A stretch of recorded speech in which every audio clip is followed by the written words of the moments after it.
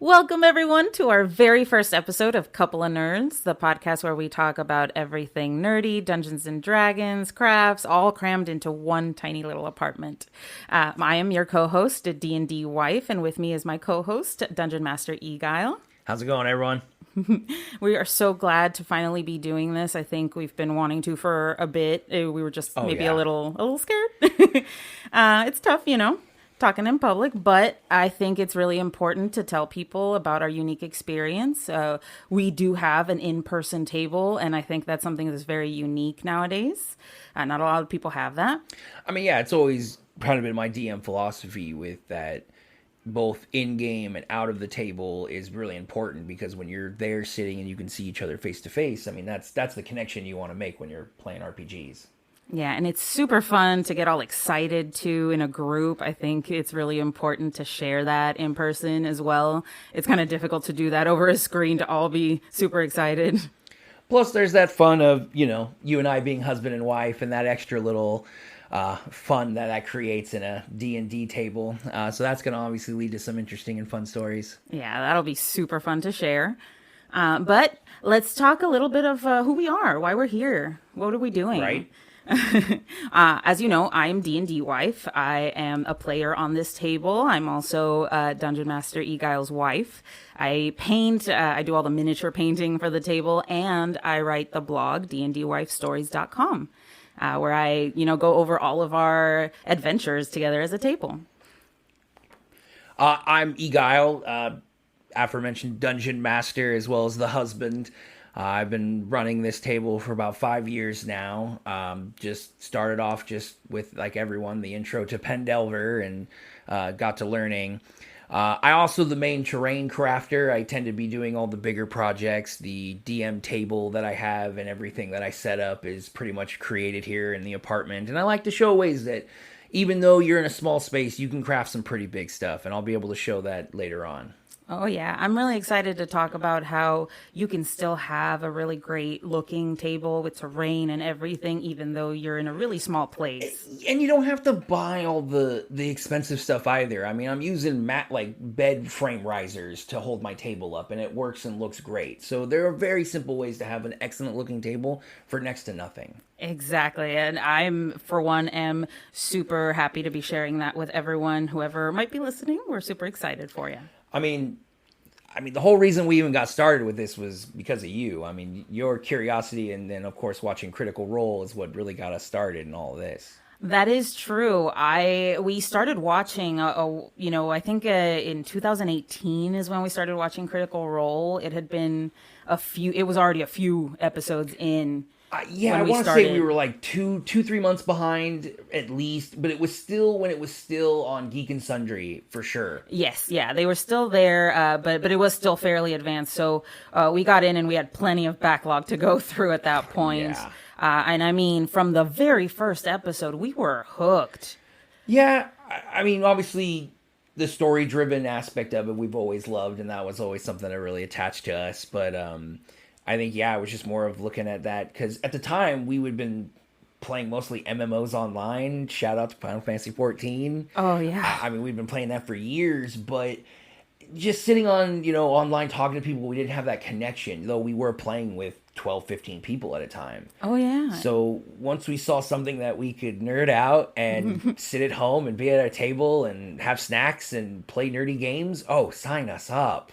Oh, yeah. And we have never looked back after that. It has just been all D&D all the way. Because it really started because, that one Christmas where, you were pointing out Critical Role and I decided to sneakily buy you the Minds of Pendelver, giving it to you, hoping that, you would be really interested in it. But the moment you cracked open the rules book, you were pretty much not going to do that. Yeah, I was super excited at first. I was like, I want to do this. I want to do D&D. Let's do it. and I was kind of really gung-ho. And then I got it. And I opened the box that is Pendelver with all the new player stuff, all the new DM stuff. And it was just so intimidating. When you had asked me originally, I think when I was like 12, 15, I had seen people had played 4th edition, but it was always talked about just being horrible and not fun and just a waste of time. So I never really got into it. I knew of it, never did. So I thought, hey, if I could maybe get my wife into something this nerdy, perhaps, we could have some fun. And, she was already playing video games. What's next? Tabletop RPGs. Right? It was super easy to get into it, and I, for one, I know you've done it, but I had never played D&D before that ever. Yeah, I mean, and I knew that, and there's a lot to come out, and that's why, I mean, at the time we had just recently lost our jobs and had to restart from scratch, so we were really kind of looking for something to kind of hold on to for us, and I just remember kind of seeing the defeat look of realizing just how much goes into D&D and not really being able to do like what they do on Critical Role. But I snuck in on my breaks at my job. I would read the instruction manuals and learn the rules, and I sneakily bought the Dungeon Master's Guide, and you never knew. Now, obviously. Yeah. But And can I point out, I didn't know this until about maybe an hour ago when you happened to finally share this little tidbit of information. You got to keep your secrets. I mean, not only as a DM, but as a husband. But I worked with a couple of people who had, a couple of my fellow employees had seen me reading the Dungeon Master's Guide and offered to join. And that was literally how we started, was a couple of night cooks at a Marie Callender's and my wife meeting at 3 a.m. to play all day or all morning and all night. That sounds like the beginning of a very bad joke. I mean, it kind of is, but the one thing we always wanted to maintain, and the one thing I always knew from D&D, was consistency and meeting every time. So we always try to meet every other week. And for 5 years, still to this day, we have a consistent schedule where we meet, because we made it such a big part of our lives. And we hope there are other people that love this game and love the connections you can make, especially with your significant other. Mm-hmm, absolutely. And don't get us wrong, our schedules have had to change. The times and the dates that we do host at D&D have had to change in all this time that we've been doing it. Not everyone can meet at the same times as all the years that go by. Things change, life happens. I mean, not only that, but we, just like everyone, and we have the stories. We've gone through many a table adjustment of various reasons, and little spoilers, some legal, some crazier than we ever could have thought happened for such a little table that we were. But now we sit 5 years later, a 6-player strong team that meets every 3 weeks consistently for 8 hours a day, and we never looked back. Yeah, I think it was one of the best decisions we ever made. I would have to say so. As a married couple, as nerdy people. There's something about, being able to meet and do something consistently with your significant other, your spouse, your boyfriend, your girlfriend, that you can connect with. And that's not necessarily you're not holding each other's hand. You're experiencing an adventure. Hell, your characters could theoretically be antagonists to each other and have some fun kind of picking at the little things to each other mid-game that you can do. Now, we don't necessarily have that connection, unfortunately, being your DM and all. Sometimes, in a way we do. Sometimes. We do recently have gotten a actual couple on the table, which is quite fun to mess around with as a DM. Super fun. And put them in uncomfortable situations. But we'll get more into that much later. Oh, yeah.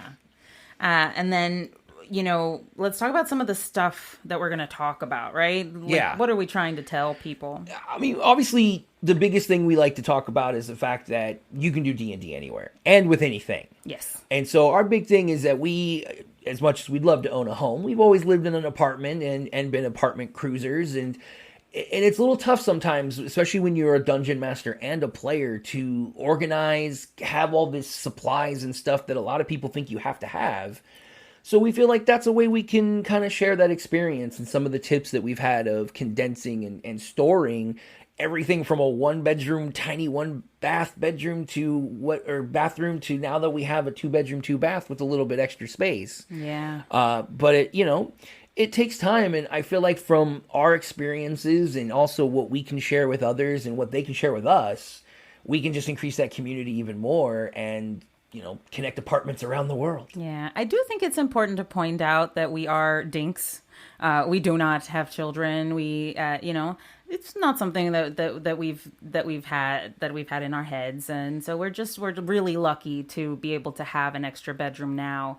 But it wasn't always that way. We started off in a very, very small 1 bedroom, 1 bath apartment, which is better than some people start off with. Oh yeah, and like we'll show, and if you ever go to DnDWife stories, I mean there are plenty of articles that my wife has written that talk about and show or how we used to just have like a little card table that we kind of sat around or a coffee table on the floor. So it really is more about coming together than the location or what you're using. You can use anything from pieces of scratch paper, coins to $100 minis and all these other craziness, but it's really more about coming together for a unified thing. And that's what we're trying to bring with the segments that we have. Oh, yeah, absolutely. I mean, it's important to note, I think, that not only do we run the table out of our apartment, but I also do most, if not all, of the miniature painting for the table here in our apartment. And I did it before as well when we were in the smaller, much more cramped apartment. A little tougher though. Yeah. So, but you can do it, and it is feasible, even though it does maybe seem like a daunting thing to get past. I'm sure you got plenty of tips. Oh yeah, we're gonna be sharing that later. And I mean, for me too, I bring a lot of extra in the fact that I'm a DM, but I'm also a professional cook. I've run quite a few restaurants, and you'll see as we have many articles talking of the different recipes that we use, and we try to make them a spin, not just, we have one that one of our players had not liked, and if you've ever seen the cookbook, halfling chili. I recommend it, but if you have halflings in your party, they tend to take offense to it. So, just a little. But it's delicious, I swear, it's delicious. And the book promises that no halflings were harmed in the making of the chili. There you go. So I think we're okay. And so we've come up with a lot of food options that you can provide not only in your on your table, but in your game as well. There's nothing more fun than handing some delicious treats to your players, only for them to open an envelope that says it was given to them by the antagonist that they have been chasing down. I had to convince these people that no, in real life, I would not poison my players. We don't RP that hard. No, but they definitely were second guessing picking up the apple slices. They hesitated just a little bit. It is funny, but I don't go that far for my RP. Not quite. We're also going to be talking about our brand new homebrew world of Extraeus. Oh yeah, brand new. We created it completely from scratch. We drew the map completely from scratch. Old school, too. We did all the rolling. We had a friend of ours, and also who eventually became our new player. She joined us to help kind of sketch out the parameters of this large, 7-foot long scroll was the final dimensions of the scroll. Yeah, I think it was 7 by 5. We have plenty of photos to show of this craziness. Maybe not 7 by 5, maybe like 5 by 3. We'll have to find out. That'll be something we'll have to look measure. At. Fortunately, we keep that map pretty hidden, as it is the only really document of the Extraeus. master map. Oh yeah. Yeah. I'm hoping one day to get it kind of made into something much larger, but we'll get there. Yeah. But I mean, our plan behind Extraeus was, we always wanted to bring our D&D games to the world, but with laws and copyright and, rights, and it was always tough because D&D itself owns so much, you can't even talk about it. And that kind of is a shame. Or you start spinning words that everyone really knows what we're talking about, but we can't really talk about it. So we came up with a solution. Make our own world. Yeah. We had talked about it for years, and my wife has always been planning these different worlds, and what not better than making a fantasy traveling RPG. Yeah, I just really like world building. Like I said, I'm a writer, so I like exploring new worlds in my head, as strange as that might sound. So the idea of building and creating a world that we could play in, that we could live in, was just the most amazing thing to me as a writer, as a storyteller. It was just so exciting. Oh yeah, and for me I don't know. It's always kind of that claim to fame for DMs is, do you have your own universe? Like, did you make a world that you can say no one else thought of, no one else really came? Now, obviously, you're going to make nods and mentions, and in Extraeus, we have a lot, and some will be very subtle as their nods to our previous campaigns and some of the consequences that the players had inadvertently caused at the conclusion of our 3-year-long running campaign. Yeah. Just as a brief, it ended in a wish spell, which Yep. always, most of the time, doesn't end the way the players are hoping to. Yeah. I know that's a podcast of another day for sure. Yes. But really, I wanted to have that kind of control, as well as not only that, but I wanted to make something with you.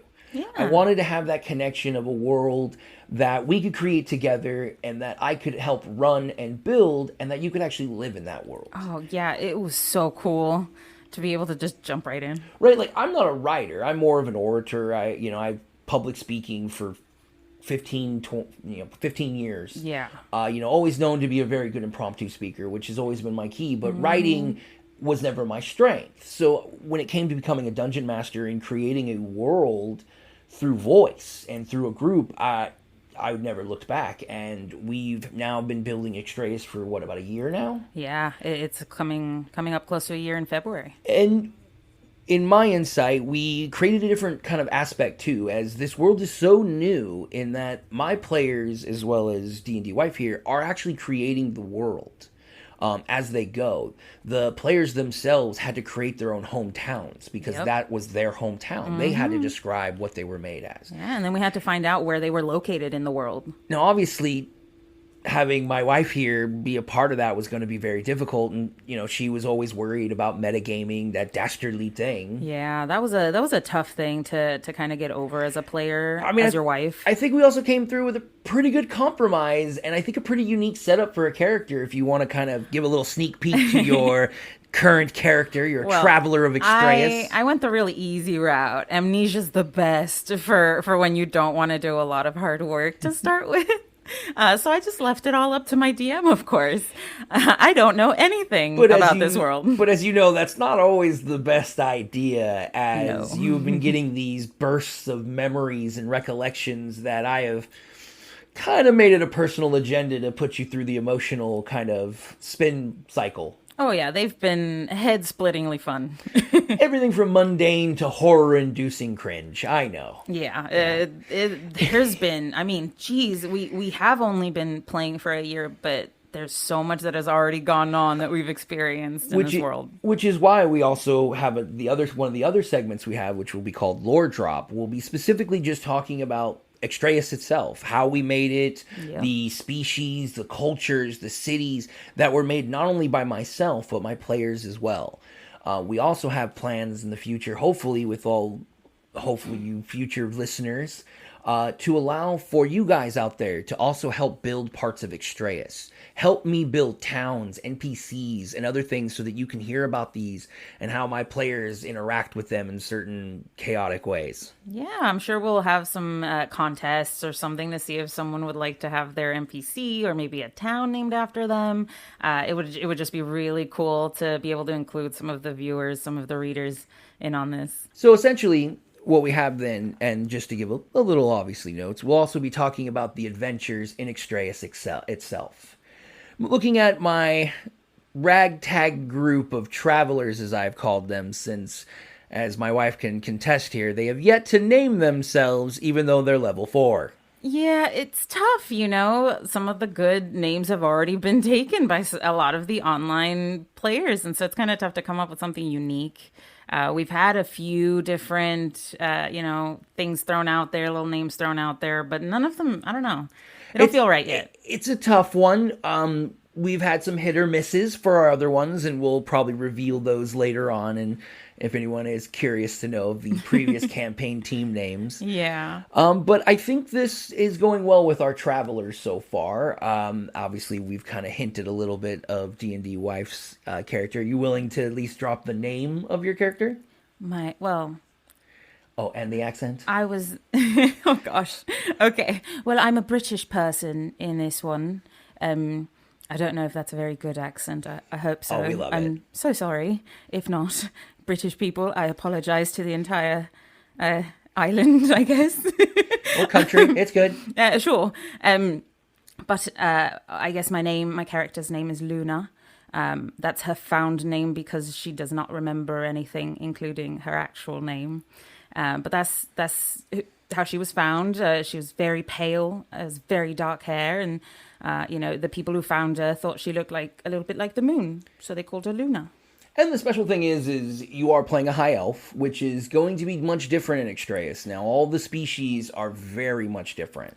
Yes, we made some major changes to the species in our world. While they are similar to some of the ones you already know, they have very different origins, very different places that they're going. So they're not exactly what you would expect. And I mean, if you're interested to even check a little sneak peek, go to DnDWifeStories.com. Welcome to Extraeus. There's a brief little kind of summary of some of the sneak peeks that will come in future podcasts. Yep. We list a bunch of the different species names that we created, so you can always go check that out there. And then not only that, but we're also using a lot of special classes as well. We won't reveal, as my veteran players were allowed to select from some unique, interesting types of homebrew character classes that I had found for them. And though many of the other players don't even know what each character's class currently is, it's leading to some interesting debacles as to no one really knowing what everyone's capable of, because this homebrew world is so new. Oh yeah, it's super fun. Like you said, a lot of the veterans. I think there's 3 of us. We have unique classes that the others don't know about, that we have no clue about. And then we have some of our younger, more new players that are, they're just doing kind of like the basic, trying to get started and just find their way. Oh yeah, and I mean since session 1, since session 0, they've definitely hit the ground running, and I think that comes with having a mixed group of veterans and rookies all the same, and just shows you, again, that community, because we all love each other. We all want each other to succeed and grow. And so when we see new, exciting people that want to play this thing that we are so excited of, we instantly want to help them in every way we can, which is why we want to reach out now to all these people to see whatever we can do. Yeah. Maybe it isn't the most amazing world out there, but I'd like to see if people think it's a nice place to live, and maybe see if they want to put someone there. And we're also hoping to give also a little bit of our advice as we go along, as we've been together now for 10 happy years, and we don't really see that changing anytime soon. Not really. And we've seen that there are very good uses of RPGs and tabletop to help you connect and build a stronger relationship. And there's also ways that it can cause problems. But you figure it out. And through our experiences and hearing all of your experiences, we learn, just like our characters grow in levels, we grow in levels. We learn to become better husband class and wife class. Yeah, listening one and up partner level. class, right? And so we just see it as that life is that whole thing. It's a game we play both at the table and off the table. Yeah, I think it's really helped us just communicate better, do more coupley things. Be more in tune. Because it's something you can always do together. And I love adventuring with you. I do too. It's fun. Yeah. Even though you're the DM and and know everything. And we're starting this, this podcast, and I'm hoping that not only with connecting with everyone else, it's another way that you and I can do something together and have some fun and share our stories. And so it's not just us talking alone in our apartment all day. Yeah. Because that's not weird. No, not weird at all. Not weird at all. Not at all. But we'd like to thank you all so much for joining us on our very first episode. It's really crazy to even think about that, but we're so grateful. We're learning. Trust that. We're giving our shot, but we, just like when we first started in D&D, we were rookies. We had pieces of paper and drawings and markers, and we just all hung out. Yeah. But that didn't change how much fun. And just even now today, we have just as much fun as we did our first day. Mm-hmm. It's all about enhancing your fun. Right. And so we're hoping if we can get this started, we can connect with others. Yeah, it's going to be a rough start to begin with, but it's about who you're doing that rough start with. Yeah. And the people you play with, your partner, everything matters in terms of the connection and the family you create. Yeah, everyone along the way who helps you, supports you, And, we've really created a family with this table. I think it would be really fun to hear what other people have to say about their own tables. Exactly, which is why we encourage people to, we are going to have a Discord up here pretty soon so that we can have people come together, connect, ask us questions. But we do have some social medias coming out, so please keep an eye out for those. DnDWifeStories.com, that is the central place for everything. My wife has spent years setting it up. Please read her old stuff as well. The archive materials will give you a little snippet as to kind of the craziness we've been through. Yeah, if you want to read all about campaign 1 and a little bit about campaign 2, some of our one-shots, it's all in there, so you can just kind of read it over and catch up a little bit if you want. And for those who are just not always want to listen, because I know we are very physical, visual people in the TTRPG community, yes, don't forget to look out for Comic Cave. It's going to be kind of our off-podcast segment that will feature art from one of our players. Yes, at Nth Link, that is ENTLYNK on X, formerly known as Twitter, and also on Instagram. Check out some of her stuff. It is so cool, the way that she draws these D&D characters. And before she joined us, she had never once drawn a portrait. Anything fantasy. Nothing. And she just took to it like a fish to water. It was so wonderful. We set her up with like multiple commissions already, so she's already facing that dreaded artist. Oh, yeah. I mean, as soon as we told our players that she was available as an artist, they jumped on that. So be sure to also check out our social medias, because most of that art will be displayed there first. Yes, we will. As well as exclusively first on our Discord, as well as this podcast itself. Absolutely. So yeah, so there's so many awesome future segments to look forward to. Not just Comic Cave, the lore drop stuff, the apartment craft materials, all of these things that we're going to be talking about. The campaign itself could be probably 50 podcasts alone. Oh, we could talk about it all day. I think what are we already at, over 100 hours of basically session playtime? Yes. Oh yeah. And we only have just begun. They're level 4, folks. That's it so far. Yeah, we're doing a really slow kind of uptick in levels here. We're trying to make it as if you're really living in the world. And we'll go into more hopefully on my kind of DM style, and kind of give little tips that hopefully some other DMs might like to steal from me and use in their own games, because that's what we all do. Oh yeah. The running joke we have is always Simpsons did it. Yep, everybody's already done it, but we hope that we put a unique enough twist on it that it'll just be something different. Because we really are just a couple of nerds. Yep. But thank you so much for joining us today. We really appreciate you joining us on our first episode. Oh yeah.